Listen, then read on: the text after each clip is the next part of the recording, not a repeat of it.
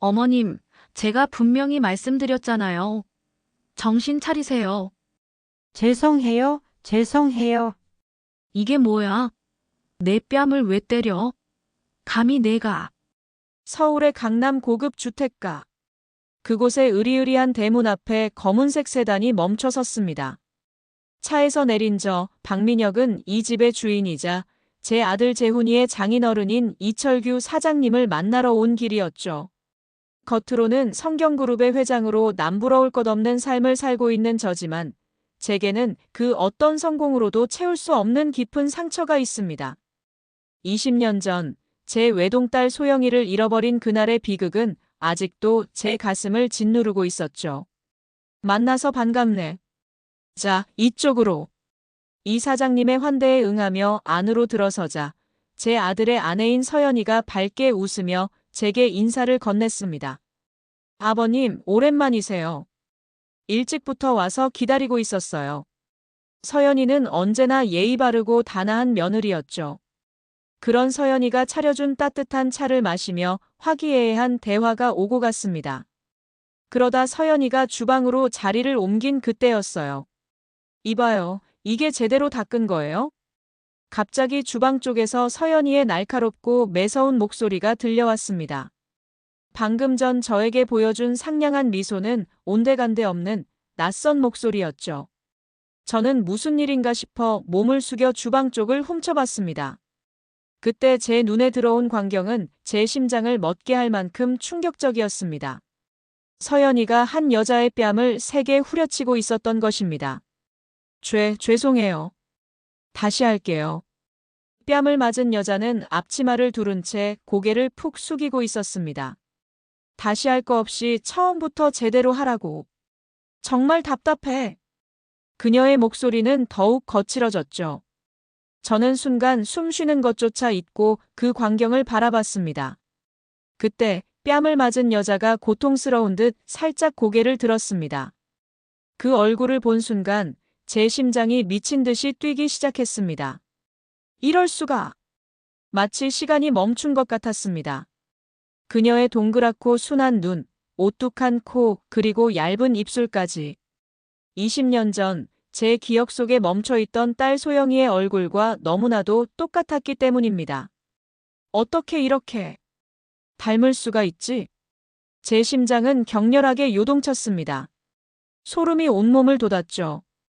저는 너무 놀라 아무 생각도 할 수 없었습니다. 이성적으로는 우연의 일치라고 생각하려 했지만 제 가슴 깊은 곳에서 올라오는 본능적인 느낌은 그것을 거부하고 있었습니다. 저는 혹시라도 서연이에게 들킬까봐 급히 몸을 숨겼습니다. 온몸이 굳어진 채 거친 숨을 몰아쉬었죠. 화장실로 들어간 저는 거울 속 제 창백한 얼굴을 바라보았습니다. 진정해. 세상에 닮은 사람이 얼마나 많은데. 아니야. 이건 우연이 아닐 거야. 제 마음속에서는 두 가지 생각이 끊임없이 충돌하고 있었습니다. 저는 차가운 물로 얼굴을 씻어냈지만 요동치는 심장만큼은 진정시킬 수 없었죠. 확인해야 해. 반드시 확인해야 해. 저는 그렇게 결심하며 다시 거실로 내려갔습니다. 이 사장님은 제 안색을 보고 걱정스러운 표정을 지었습니다. 회장님, 괜찮으세요? 얼굴이 좀 안 좋아 보이는데. 아, 괜찮습니다. 그냥 좀 피곤해서요. 억지로 미소를 지어 보였지만 제 모든 신경은 이미 주방 쪽에 쏠려 있었습니다. 이 사장님은 사업에 대한 이야기를 계속했지만 그 어떤 말도 제 귀에 들어오지 않았습니다. 어떻게 생각하세요? 그의 물음에 저는 억지로 대답을 꾸며냈습니다. 사돈 어른. 죄송하지만 오늘 몸이 좋지 않아 집중이 어렵네요. 긍정적으로 검토해보고 다시 연락드리겠습니다. 저는 서둘러 자리를 떴습니다. 집을 나서는 길, 저는 자연스럽게 주방 쪽을 흘끗 돌아봤습니다. 그 여자는 조용히 설거지를 하고 있었죠. 그 뒷모습만으로도 제 가슴은 벅차올랐습니다. 그날 밤, 저는 잠을 이룰 수 없었습니다. 제 서랍 속 깊은 곳에 간직해둔 낡은 사진첩을 꺼냈죠. 사진 속에는 하얀 원피스를 입은 어린 소영이가 환하게 웃고 있었습니다. 제 아내 미선이도 옆에서 행복한 미소를 짓고 있었죠. 소영아. 제 눈에서는 뜨거운 눈물이 흘러내렸습니다. 하지만 제 머릿속에는 여전히 의문이 가득했죠. 이 아이는 분명 죽었는데. 그런데 왜? 저는 사진첩을 꽉 안으며 결심을 굳혔습니다. 아무래도 안 되겠어. 무슨 수를 써서라도 확인해야 해. 이대로 있다가는 평생 후회할 것만 같았기 때문입니다. 이튿날 이른 아침, 저는 평소보다 훨씬 일찍 회사에 나왔습니다. 저의 비서실장인 윤 부장에게 급한 일이라며 호출했죠. 윤 부장은 20년 넘게 저를 보좌해온 사람으로 그 어떤 비밀도 털어놓을 수 있는 유일한 인물이었습니다. 8시 30분, 윤 부장이 제 사무실로 들어왔습니다. 회장님, 무슨 일이십니까? 안색이 너무 안 좋으십니다. 윤 부장은 제 지친 얼굴을 한눈에 알아봤습니다. 윤 부장, 중요한 얘기가 있어요. 아무에게도 발설해서는 안 되는. 저는 윤 부장에게 어제 이 사장님 댁에서 있었던 일을 모두 털어놓았습니다. 윤 부장의 얼굴은 점점 놀라움으로 물들어갔죠. 회장님, 그 여자가 정말 그렇게나 닮았습니까? 윤 부장의 목소리도 미세하게 떨리고 있었습니다. 이상할 정도로. 마치 소영이가 자란 모습 같았어요. 가슴이 시키고 있습니다. 저는 제 감정적인 확신을 이야기했습니다. 윤 부장은 잠시 침묵했습니다. 하지만 회장님, 그럴 가능성은 나도 알아. 말이 안 되는 일이라는 거. 하지만 직접 확인해보지 않으면 평생 후회할 것 같네. 제 눈은 간절함으로 가득 차 있었습니다. 윤 부장은 제 눈빛을 보더니 이내 고개를 끄덕였죠. 알겠습니다. 제가 돕겠습니다. 어떻게 하면 될까요? 그 가정부와 직접 만나서 이야기하고 싶어요. 그 가정부의 출퇴근 시간이나 외출 시간을 파악해 주세요. 윤 부장은 제 요청에 깊이 고민하는 듯 했지만 결국 고개를 끄덕였습니다. 알겠습니다. 며칠 시간을 주십시오. 제가 직접 알아보겠습니다. 그날부터 윤 부장은 잠복 근무를 시작했습니다. 이 사장님 댁 주변을 오가며 그 가정부의 일과를 파악하려 노력했죠. 3일 후 윤 부장에게서 연락이 왔습니다. 회장님, 파악했습니다. 그 가정부는 출퇴근을 하지 않습니다. 그 집에서 살고 있는 것 같습니다. 살고 있다고? 그럼 가정부가 아니라 식모살이를 한다는 건가? 제 표정이 굳어졌습니다. 그렇습니다. 가끔 장을 보러만 나오는 것 같습니다. 장이요? 언제 장을 보러 가는지 알 수 있나요? 그게 시간이 규칙적이지 않아서요. 하지만 보통 목요일 오전에 외출하는 경우가 많았습니다. 저는 잠시 고민했습니다. 목요일. 며칠 더 지켜봐 주시고 그 가정부가 집을 나오면 바로 연락 주세요. 제가 직접 그쪽으로 가겠습니다. 제 간절한 목소리에 윤 부장은 고개를 끄덕였습니다. 네, 알겠습니다. 조심하십시오. 그렇게 일주일이 지났습니다. 저는 숨 쉬는 것조차 힘들 정도로 긴장된 시간을 보냈습니다. 그리고 어느 목요일 아침, 저는 가장 중요한 미팅을 앞두고 있었습니다. 500억 원 규모의 계약이었죠. 성경그룹의 향후 3년을 좌우할 만큼 중요한 일이었습니다. 회장님, 독일 바이어들이 도착했습니다. 지금 회의실로 모시겠습니다. 비서의 말에 저는 넥타이를 다시 고쳐 매며 마음을 다잡았습니다. 네, 알겠습니다. 회의 시작하죠. 회의가 시작되고 30분쯤 지났을 때였습니다. 제 휴대폰이 진동을 울렸습니다. 발신자는 윤 부장. 잠시만요. 급한 전화라. 저는 죄송하다는 말을 남기고 휴대폰을 들었습니다. 회장님, 지금입니다. 지금 출발하셔야 만날 수 있을 것 같습니다. 윤 부장의 다급한 목소리에 제 머릿속이 하얗게 변했습니다. 저는 이 계약보다 더 중요한 것이 있다는 것을 깨달았죠. 죄송합니다. 지금 당장 나가야 할 일이 생겼습니다. 저는 자리에서 일어났습니다. 500억 원짜리 계약 앞에서 회장이 갑자기 자리를 뜨는 것은 상상조차 할 수 없는 일이었습니다. 회장님, 하지만 비서가 당황하며 말했지만 제 마음은 이미 결정되어 있었습니다. 이 계약보다 더 중요한 일입니다. 저는 뒤돌아보지 않고 회의실을 나섰습니다.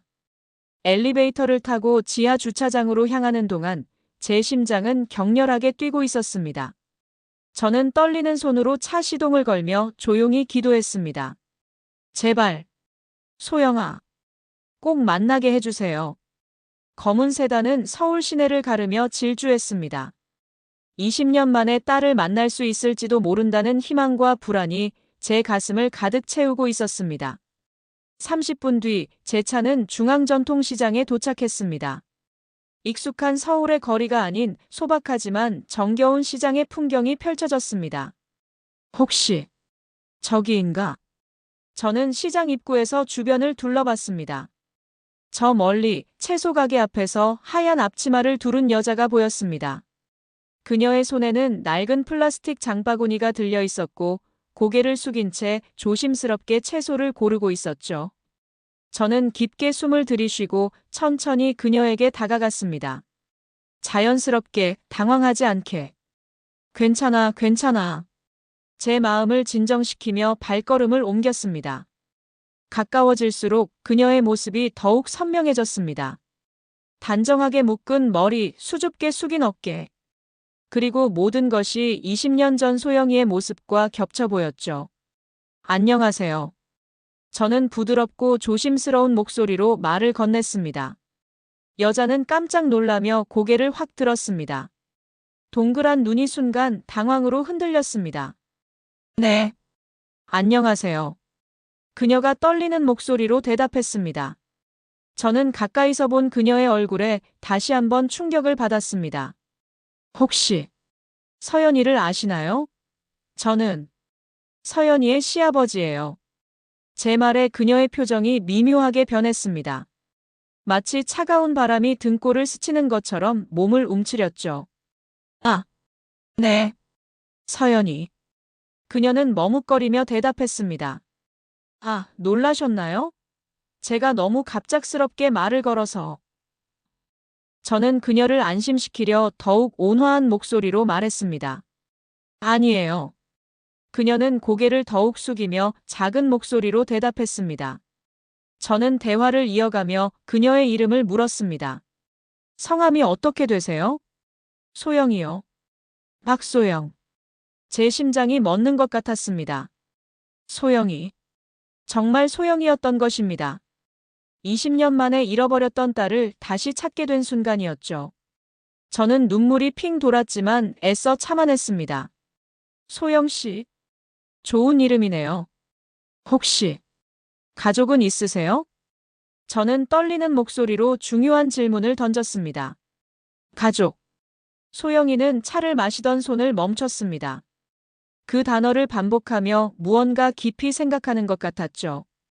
혹시 부모님은 어디에 계신가요?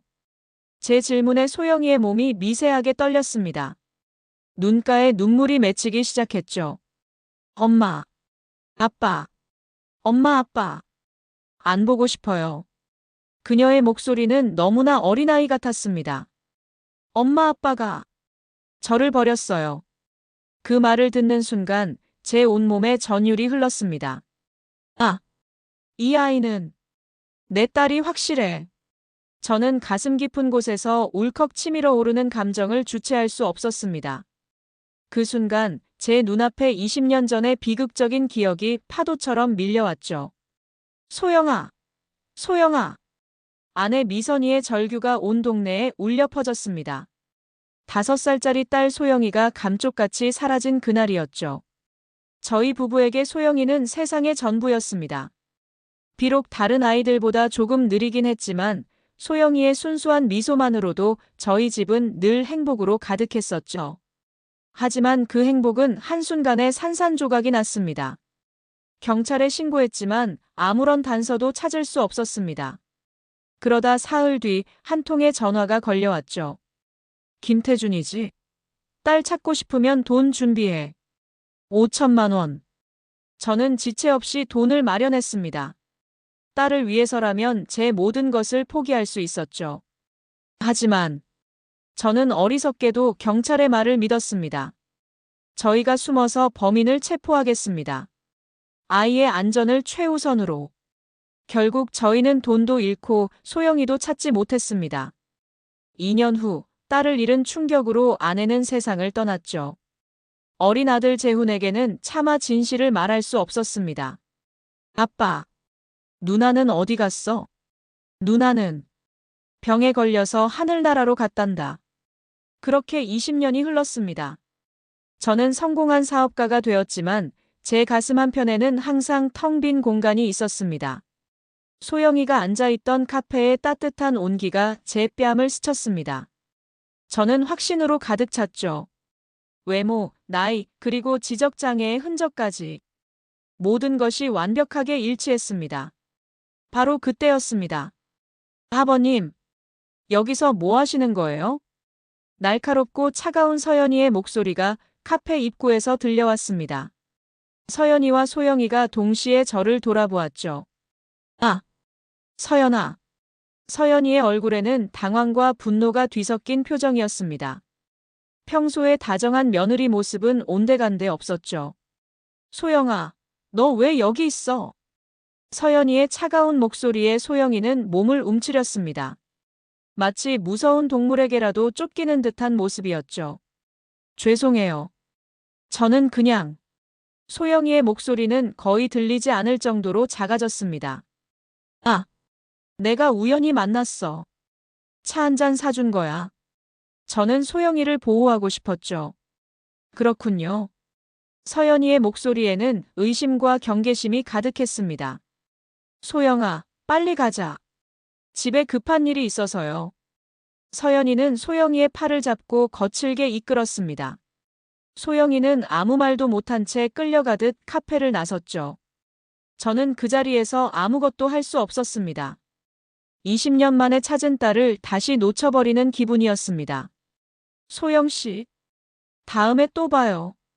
제가 간신히 말하자 소영이는 고개만 살짝 끄덕이고는 사라졌습니다. 저는 빈 카페에 홀로 남겨졌습니다. 소영아. 제 두 주먹은 꽉 쥐어졌고 가슴은 억누를 수 없는 분노로 타올랐습니다. 분명 뭔가 있어. 서연이의 눈빛은 단순한 놀람이 아니었습니다. 의심과 경계심 그리고 공포가 뒤섞여 있었죠. 하지만 아직 법적인 증거가 없었습니다. 섣불리 나설 수도 없었죠. 저는 곧바로 윤 부장에게 전화를 걸었습니다. 윤 부장, 나야. 지금 당장 집으로 와줘. 긴급한 일이야. 저는 오늘 있었던 모든 일을 윤 부장에게 이야기했습니다. 회장님, 그 여자가 정말 소영이가 맞다면 서연이가 무언가 숨기고 있는 것 같습니다. 증거를 확보해야 합니다. 나도 알아. DNA 검사를 해야겠어. 어떻게든 접근해서 머리카락이든 뭐든 구해와줘.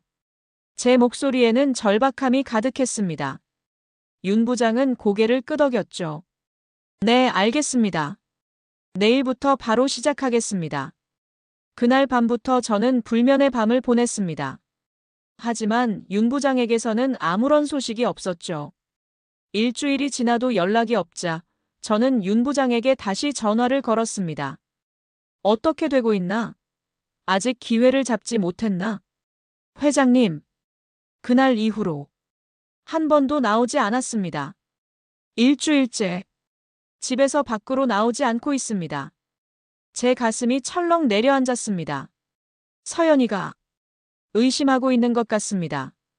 그래서 그 아이를 밖으로 내보내지 않는 것 같습니다. 윤 부장의 목소리에는 걱정이 가득했습니다. 저는 이대로는 안 되겠다고 생각했죠. 결국 저는 마지막 희망을 걸어보기로 했습니다. 제 아들 재훈이에게. 그는 저의 자랑스러운 아들이자 유능한 변호사였습니다. 저는 재훈이에게 연락했습니다. 재훈아, 아빠다. 지금 당장 와줘라. 급한 일이다. 1시간 후 재훈이가 제 사무실로 들어왔습니다. 아버지, 무슨 일이세요? 괜찮으세요? 재훈이는 제 피곤한 얼굴을 보고 걱정스러운 표정을 지었습니다. 저는 재훈이의 따뜻한 눈빛을 보며 잠시 망설였습니다. 30년 넘게 숨겨온 비밀을 털어놓아야 한다는 사실이 너무나도 힘들었죠. 재훈아, 아빠가 너한테 할 말이 있어. 저는 심각한 표정으로 재훈이 맞은편 소파에 앉았습니다. 아버지, 뭔데요? 그렇게 심각하게. 재훈아, 혹시 누나 기억나니? 그 질문을 던지는 순간 제 목소리가 살짝 떨렸습니다. 재훈이의 표정이 잠시 어두워졌죠. 네. 어렸을 때 병으로 세상을 떠났다고 하셨잖아요. 재훈이의 목소리에는 오래된 슬픔이 배어 있었습니다. 제 가슴이 찢어지는 것 같았죠. 재훈아, 그게 거짓말이었어. 제 말에 재훈이의 눈이 커졌습니다. 믿을 수 없다는 표정이었죠. 누나가 병으로 죽은 게 아니야. 유괴당했던 거야. 그 말을 듣는 순간 재훈이의 얼굴에서 모든 혈색이 빠져나갔습니다. 충격으로 말조차 잇지 못했죠. 저는 천천히 20년 전의 비극적인 이야기를 들려주기 시작했습니다. 재훈이는 아무 말도 못한 채 듣고 있었죠. 너한테는 차마 진실을 말할 수 없었다. 미안하다. 재훈아. 제 이야기가 끝날 무렵 재훈이는 소파에 깊이 파묻혀 있었습니다. 30년간 알고 있던 모든 것이 거짓이었다는 사실을 받아들이기 어려워했죠. 그럼 누나가 살아있다는 말씀이세요? 재훈이가 떨리는 목소리로 물었습니다. 그게 아빠가 최근에 딸을 발견한 것 같아. 발견했다고요? 어디서요? 희망과 불안이 동시에 서려 있는 재훈이의 눈빛을 보며 저는 가장 충격적인 이야기를 꺼냈습니다. 서연이 내 아내의 집안에 가정부로 있는 것 같아. 뭐라고요? 재훈이는 벌떡 일어났습니다. 서연이 집에 가정부로요? 아버지, 믿을 수가 없어요. 재훈이는 혼란스러워하며 머리를 양손으로 감쌌습니다. 아버지, 정말 확실한 거예요? 혹시 다른 사람일 수도 있잖아요. 재훈이의 목소리에는 간절함이 배어 있었습니다. 저는 재훈이에게 소영이와 만났던 일, 서연이의 차가운 태도, 그리고 소영이의 증언까지 모든 것을 자세히 설명했습니다. 그런데 문제는 서연이가 눈치를 챈 것 같아. 그날 이후로 소영이를 집에서 못 나오게 하고 있어. 제 말에 재훈이의 표정이 굳어졌습니다. 변호사로서의 이성과 아들로서의 감정이 복잡하게 얽히는 듯 했죠. 아버지, 상황은 알겠지만 쉽지 않을 겁니다. 그분이 누나라는 법적 증거도 없고 서연이가 소영이를 학대했다는 증거도 없으니까요. 재훈이의 목소리는 차분했지만 그 속에는 깊은 고민이 배어 있었습니다. 그리고 저는 아직 아내를 믿습니다. 증거 없는 상황에서 아내를 의심하는 건 어렵습니다. 재훈이의 솔직한 말에 저는 가슴이 아팠습니다. 하지만 재훈이의 고뇌도 이해할 수 있었죠. 그럼 어떻게 하면 될까? 재훈아. 제 목소리에는 절망감이 짙게 깔려 있었습니다. 아버지. 재훈이가 잠시 생각에 잠기더니 천천히 입을 열었습니다. 한 가지 방법이 있긴 합니다. 어떤 방법? 제 눈빛이 희망으로 반짝였습니다. 아내가 얼마 전부터 가족 여행 가고 싶다고 했어요. 재훈이가 조심스럽게 말을 꺼냈습니다. 제가 시간 내서 장모님, 장인어른 모시고 가족 여행을 다녀오겠습니다. 저는 재훈이의 의도를 단번에 파악했죠. 그럼 그 사이에 네. 그 사이에 아버지가 접근하실 수 있을 거예요. 혹시 아내가 아버지를 찾으면 출장 갔다고 말해놓겠습니다. 재훈이의 목소리에는 결단이 서 있었습니다. 저는 고마움과 미안함이 동시에 밀려왔습니다. 고맙다. 정말 고마워. 아버지. 하지만 조심하셔야 해요. 무슨 일이 있어도 법을 위반하시면 안 됩니다. 재훈이의 걱정스러운 말에 저는 고개를 끄덕였습니다. 알겠다. 조심할게. 며칠 후 재훈이에게서 전화가 왔습니다. 아버지, 저희 내일 모레 출발합니다. 4박 5일이니까 충분한 시간이 있을 겁니다. 그래. 고맙다. 재훈아. 하지만 그날 저녁 예상치 못한 일이 벌어졌습니다. 저는 서재에서 책장을 정리하고 있었는데 갑자기 현관벨이 울렸죠. 띵동. 저는 이 시간에 누가 왔나 싶어 의아해했습니다. 누구세요? 집에서 일하는 아주머니가 현관으로 나가 물었습니다. 서연이에요. 아버님 계세요?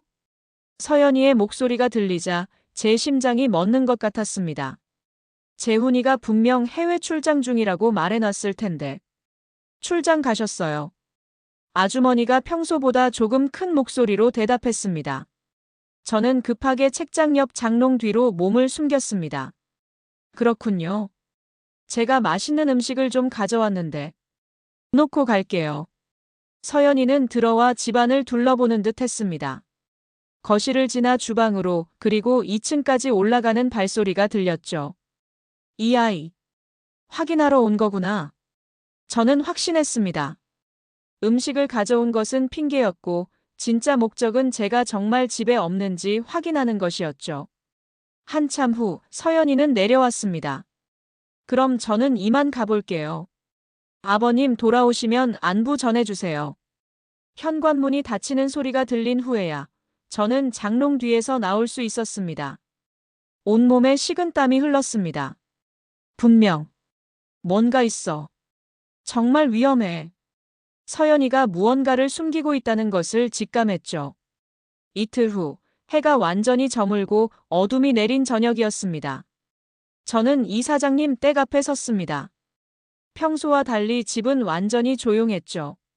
제 심장은 빠르게 뛰었고 손바닥에는 차가운 땀이 났습니다. 이제 돌이킬 수 없어. 저는 현관으로 다가가 초인종을 눌렀습니다. 띵동. 벨소리가 집안에 울려 퍼졌지만 아무런 반응이 없었습니다. 몇 번을 눌러도 마찬가지였죠. 저는 점점 불안해지기 시작했습니다. 소영 씨, 혹시 계세요? 저는 큰 소리로 불러봤지만 여전히 아무런 대답이 없었습니다.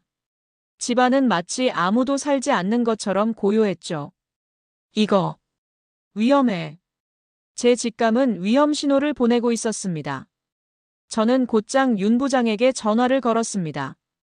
윤 부장, 나야. 지금 여기 소영이가 살고 있는 집에 왔어. 이쪽으로. 지금 와줘. 급한 일이야.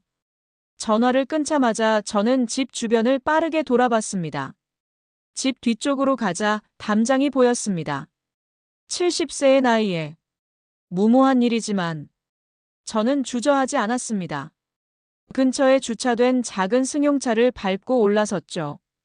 으흡. 신음소리를 내며 간신히 담장 위로 몸을 올렸습니다.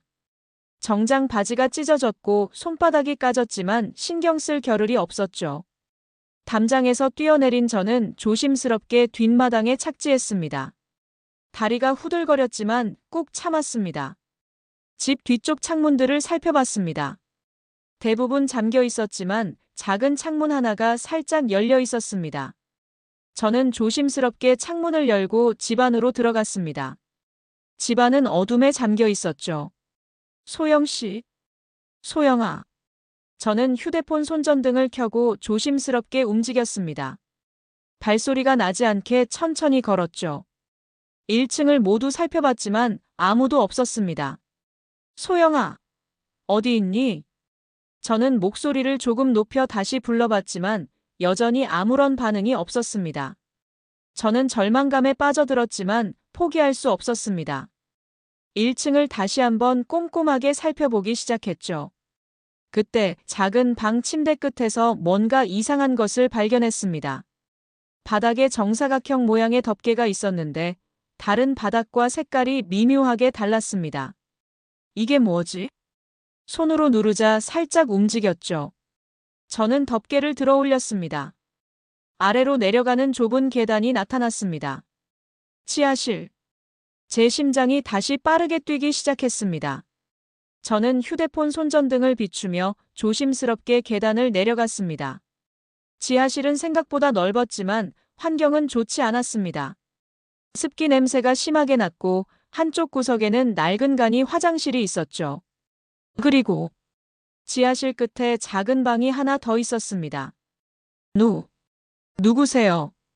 문 안에서 떨리는 여자 목소리가 들려왔습니다. 제 가슴이 터질 것 같았죠. 소영아. 저는 조심스럽게 문을 열었습니다. 작은 방 안에는 소영이가 웅크리고 앉아 있었습니다. 소영아. 제가 큰 소리로 부르자 소영이는 과도하게 놀라며 벽 쪽으로 몸을 바짝 밀착시켰습니다. 으악! 소영이는 무서워서 소리를 지르며 떨고 있었죠. 소영아. 괜찮아. 아빠가 왔어. 제가 다가가려 하자 소영이는 더욱 움츠러들었습니다. 건드리지 마세요. 여기서 나가면 안 돼요. 왜? 왜 나가면 안 돼? 나가면. 맞아요. 소영이의 어눌한 말투에 제 가슴이 찢어지는 것 같았습니다. 괜찮아.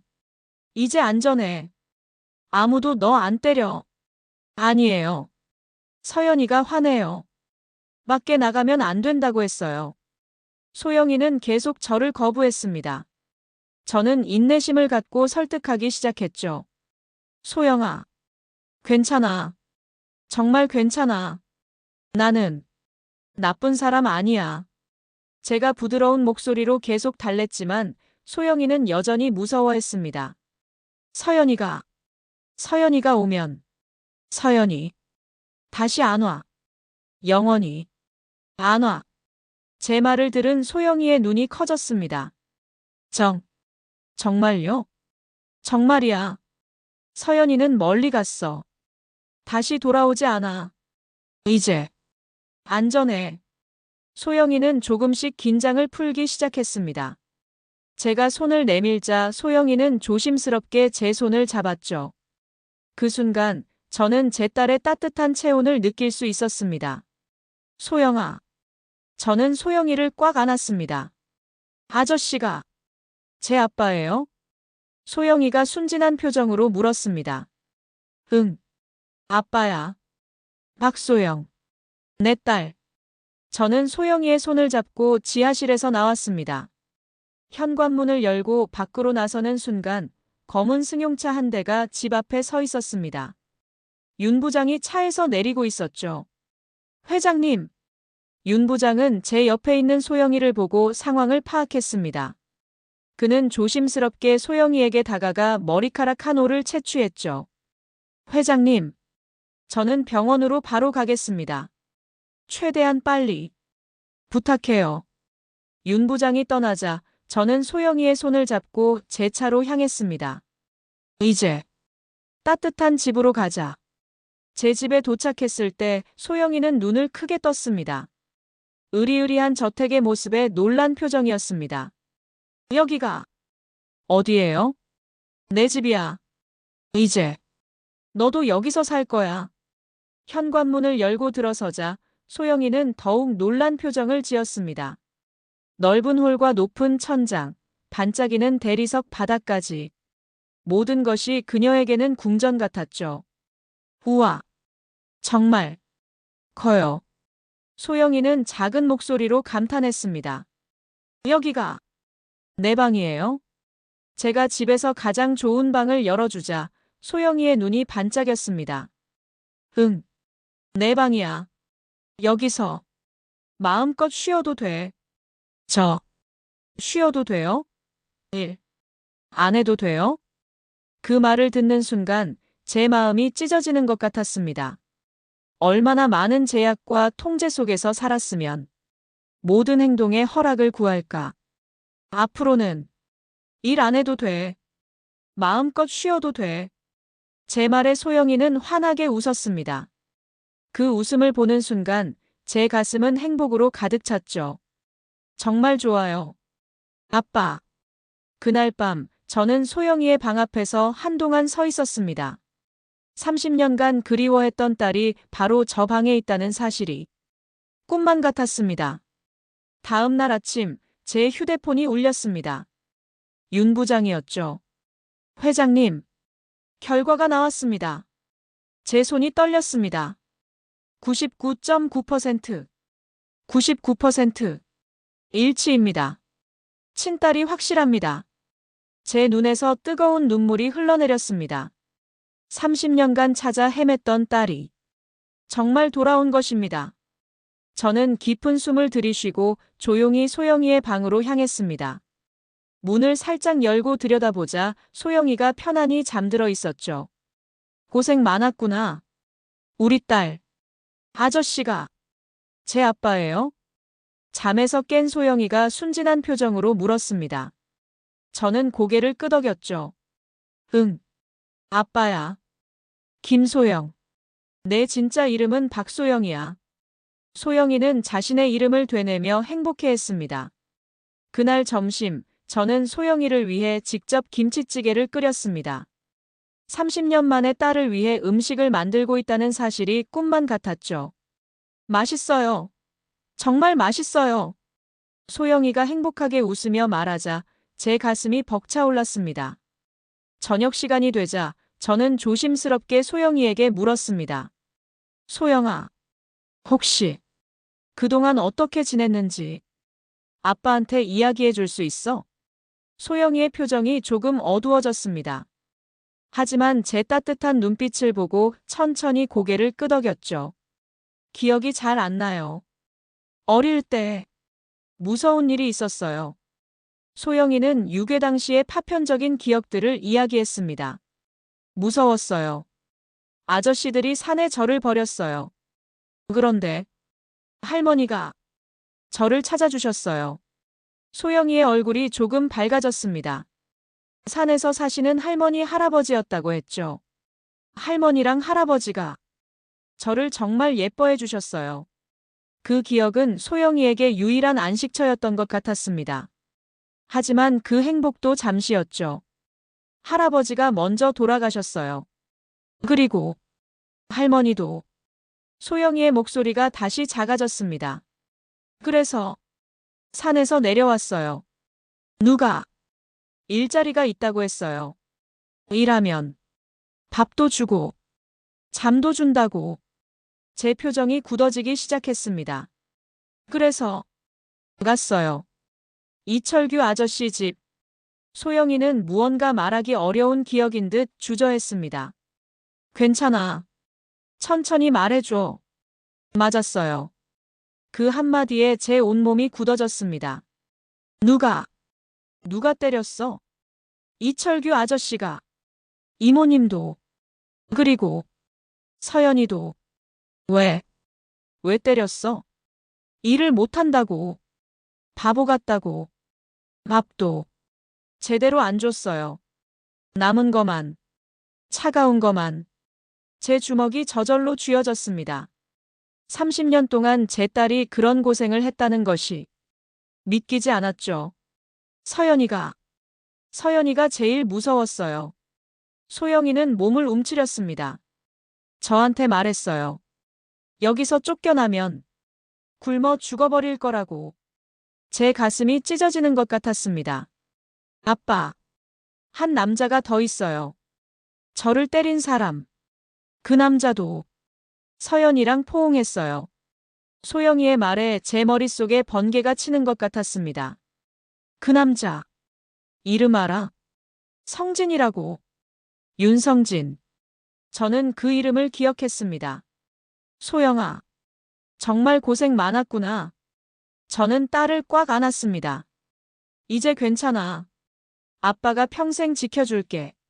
제 목소리에는 확신이 가득했습니다. 동시에 분노도 가득했죠. 정의를 실현할 때가 왔다. 저는 복수를 다짐하며 서재로 향했습니다. 저는 재훈이에게 연락했습니다. 재훈아, 여행 잘 다녀왔니?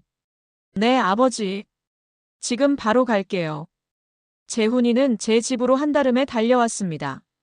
아버지, 어떻게 됐어요? 재훈이의 눈은 긴장으로 가득 차 있었습니다. 성공했어. 재훈아. DNA 검사도 했어. 99.9%. 일치해. 제 말에 재훈이의 온몸에 전율이 흘렀습니다. 누나가. 정말. 우리 누나가. 그리고 지금. 여기 있어요? 재훈이는 믿을 수 없다는 표정으로 저를 바라봤죠. 만나고 싶니? 소영아, 내려와. 재훈이가 왔어. 계단에서 조심스러운 발소리가 들렸습니다.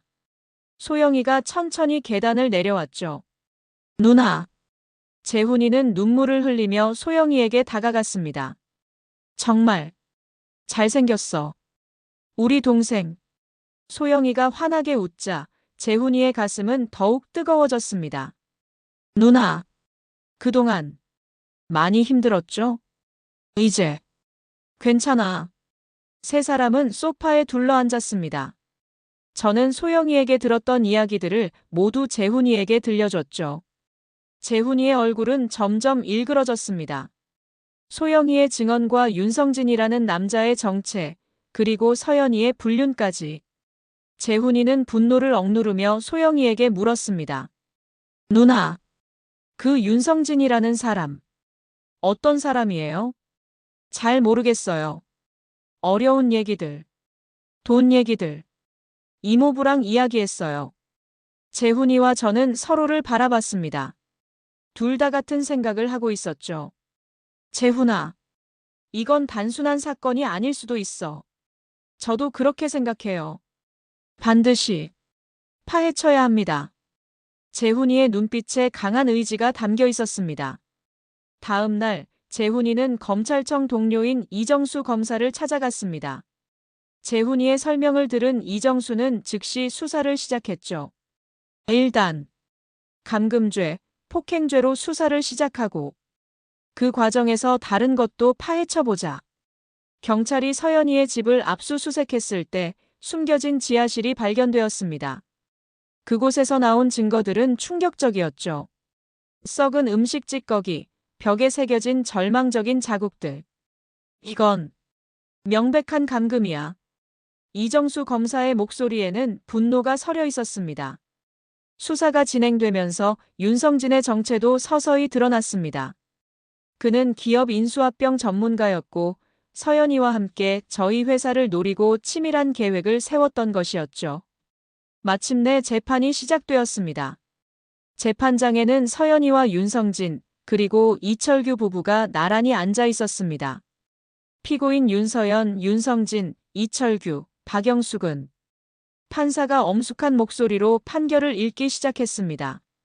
감금죄, 폭행죄, 사기죄, 기업 탈취 미수 등의 혐의로 윤서연에게는 징역 10년형을 선고합니다. 서연이는 법정에서 오열하기 시작했습니다.